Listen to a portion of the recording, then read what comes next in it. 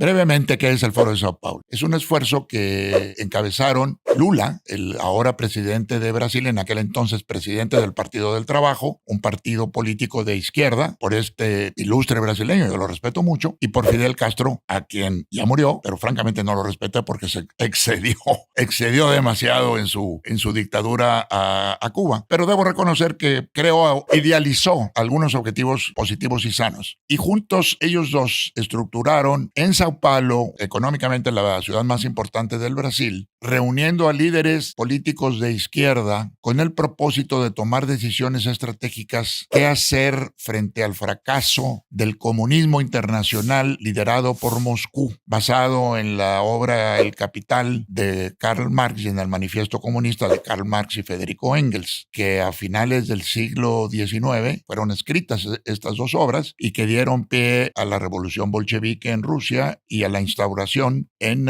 ese país, en Rusia, en su capital Moscú, pues un régimen comunista que desde entonces está con diferencias de modalidades y demás. Y desde Moscú, convertida en el Vaticano del movimiento comunista internacional, pues llegaron a tener una difusión en todo el mundo. Es parte de las tesis comunistas. El comunista es un movimiento político, social, económico, internacional, con directrices emanadas de Moscú. Cae el muro de Berlín en Alemania Oriental en 1969. Se desintegra la URSS, la Unión de Repúblicas Socialistas Soviéticas. Rusia, parte fundamental de la URSS, Unión de Repúblicas Socialistas Soviéticas, queda como el país de origen que fue más importante de la URSS y cambia su régimen comunista por un régimen político-social más liberal, más de propiedad privada, más de economía de mercado. Y la influencia que tenía en los países latinoamericanos queda sin esa directriz. Y en Sao Paulo se reúnen liderados por Lula y por Castro, una serie de líderes con ese pensamiento de izquierda, progresista, comunista, socialista, con el nombre que tú quieras, a redefinir estrategias. Y esa es la trama de esta obra de teatro, habida cuenta que la actual administración federal de nuestro país, encabezada por Andrés Manuel López Obrador y su partido político Morena, es parte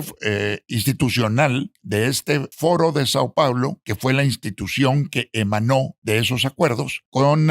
una estrategia diferente a la que tuvo Moscú por décadas, con el propósito de implantar un sistema político-social de corte marxista, de izquierda, de lo llamado progresista, socialista, en distintos países del mundo. Y esto se desconoce por buena parte de la población, inclusive de la población educada, y quise con esa obra de teatro pues compartir la información del origen histórico de estos movimientos políticos institucionalizados en este organismo, Foro de Sao Paulo, con una serie de documentos muy elaborados por ellos de principios ideológicos que siguen y sobre todo de estrategias políticas con el propósito de llegar al poder político. Lo han tenido hasta en 14 países. Actualmente, si mal no recuerdo, son 11, porque en algunos han perdido los procesos electorales. Y bueno, de eso se trata, porque en México el presidente Andrés Manuel López Obrador y su partido político Morena es parte de esta estrategia y lo están siguiendo al pie de la letra. Y quise advertir a los mexicanos porque estamos